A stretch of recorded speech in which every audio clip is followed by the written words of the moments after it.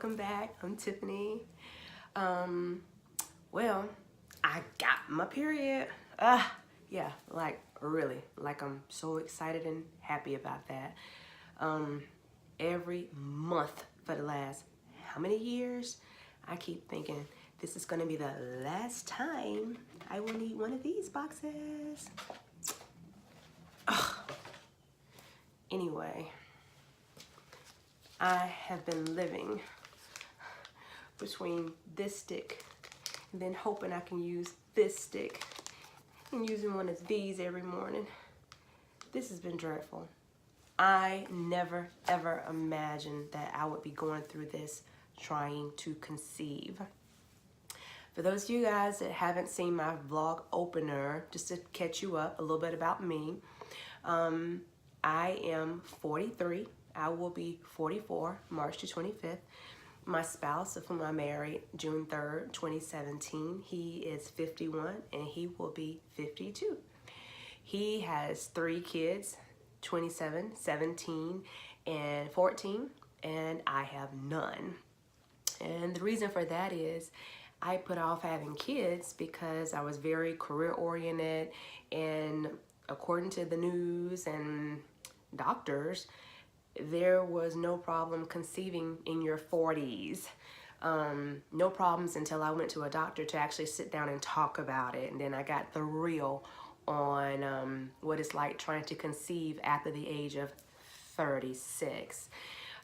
So a lot of my vlog is to just, make people aware of things that I've learned along the way so that no one has to stumble the way I have. And just the frustrations of everything. Currently in my journey, we are trying to conceive naturally. The only thing that I am taking right now is a prenatal vitamin, and I am taking a vitamin D, which is 2,000 units. I was taking DHEA when I was doing IVF. I'm currently not taking that, debating if I'm going to go back on DHEA. And my spouse currently is only taking vitamins as well. He also has added zinc and vitamin C as well. So pretty much we did do a vasectomy reversal on November the 12th of 2018 because he had a vasectomy over 10 years ago in his last marriage.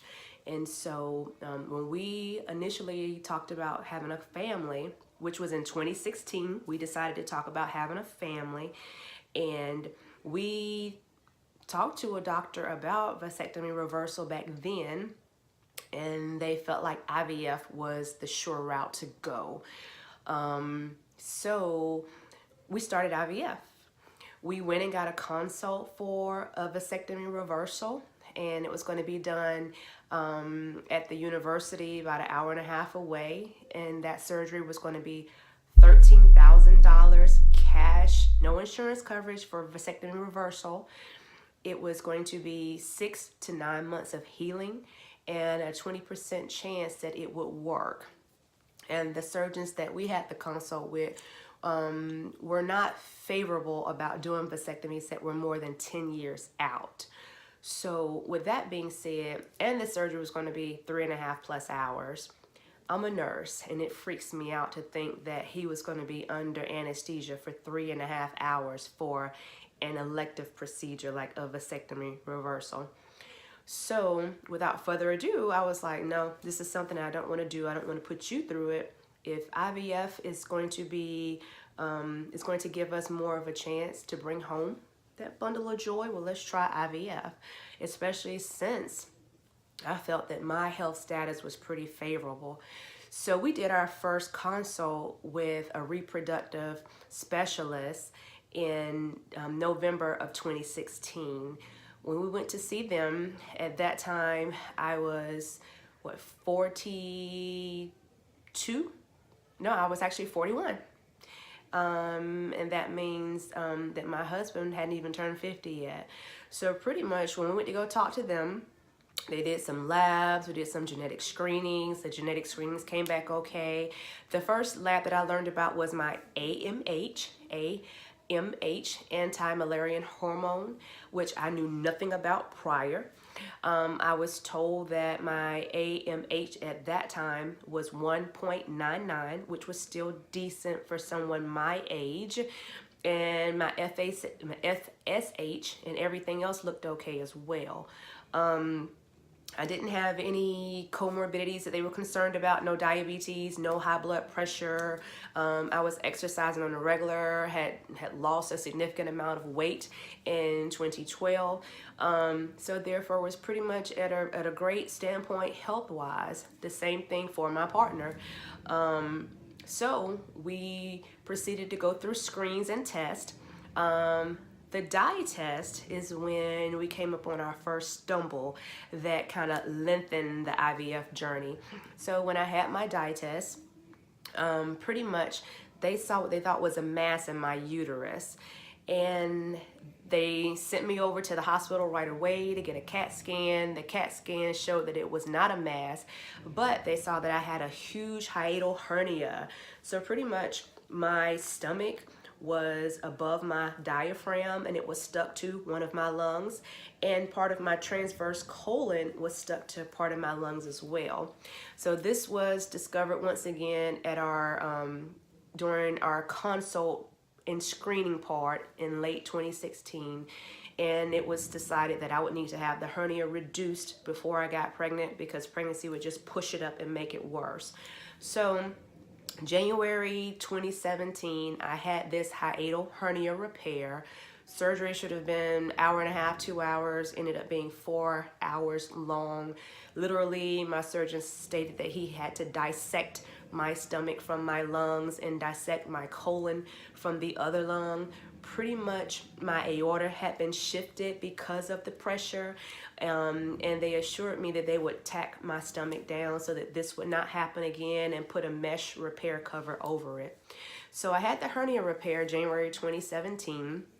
My reproductive endocrinologist stated I needed a clearance letter before we could go further with IVF.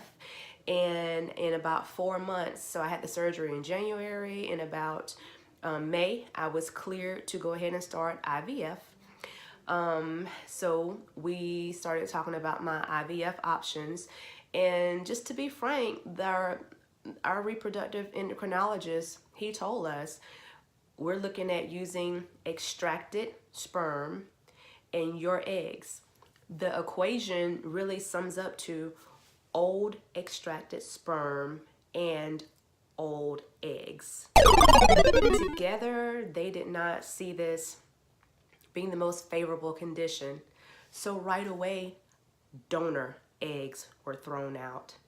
And I'm thinking, donor eggs, never heard of this. What is a donor egg?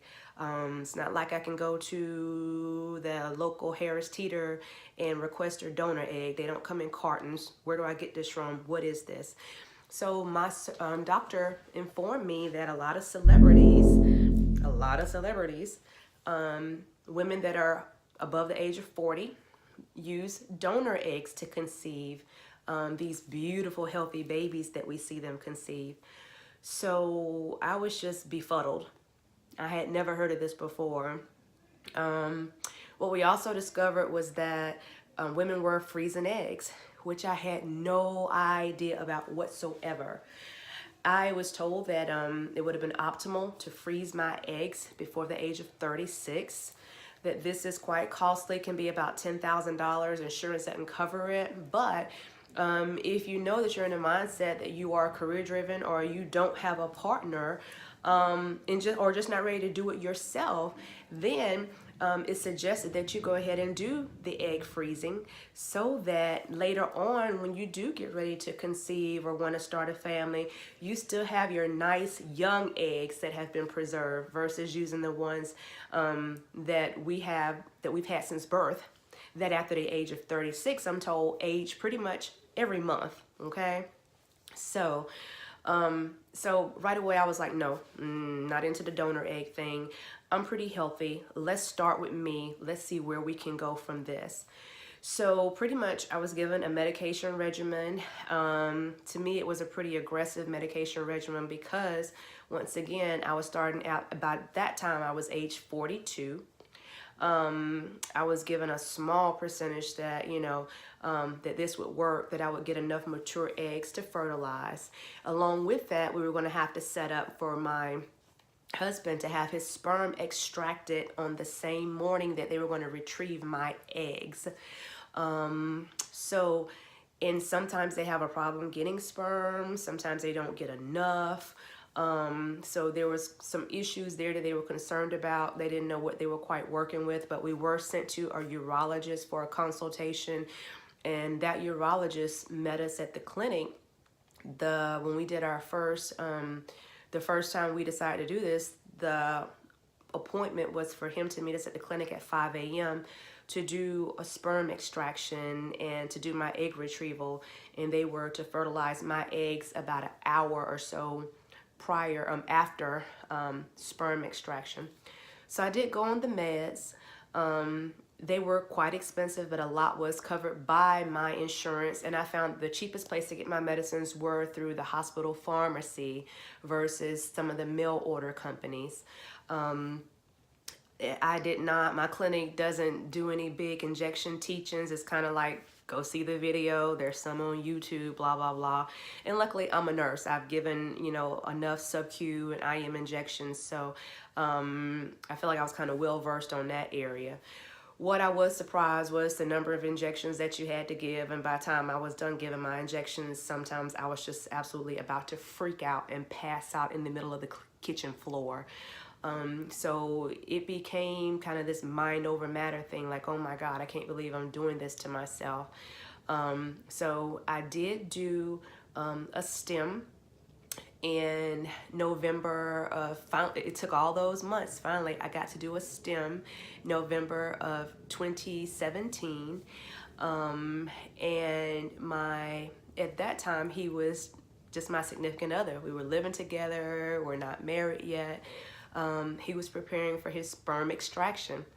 So lo and behold, because of our we had a very, very bad argument the night before, and he opted out of letting them extract sperm that next morning. So I did do an egg retrieval in November of 2017. He did not do an extraction. They were able to get 7, I think they were able to get 7 eggs from me. 4 were mature. And I think that was pretty good because I didn't even get a whole supply of one of my medicines towards the end. So I think we felt like if I would have had that medicine, then I would have had more mature follicles than I did. So they actually froze the 4 follicles that they were able to retrieve. Retrieval wasn't that bad. The worst part about retrieval was receiving the propofol. I have very small veins, so they always start my IV in my hand. And the propofol burns like crap for like 30 plus seconds. After that, there's some mild cramping, maybe a little bit of bleeding, but nothing major. So that morning at the clinic, it was just, everyone was in their feelings and in their emotions because what I didn't know is that even at the age of 42, your eggs don't freeze well. It would have been best for those eggs to have been fertilized that morning. So I was not aware that there may be a problem when it was time to thaw those eggs. So I feel like I wasted 4. We'll get to why I feel like I wasted 4.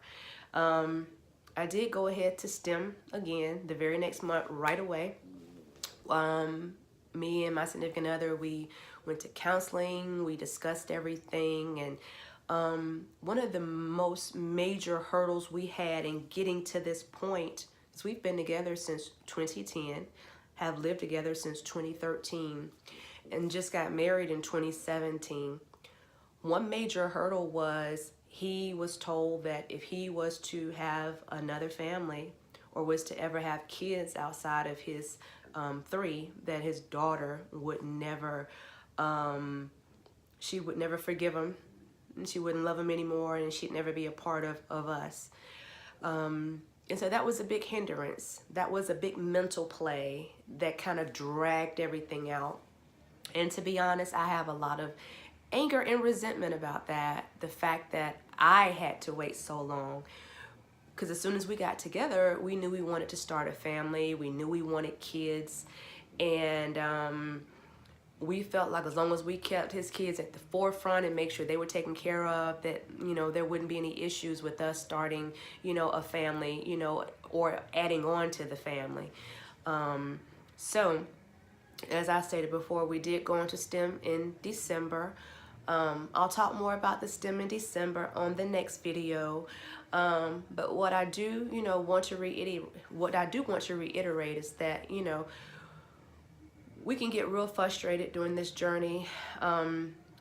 Every time I see a period now, it's not a celebration. It's just like, oh my gosh, I got to go through this again. Seeing calendar day 1 is not fun.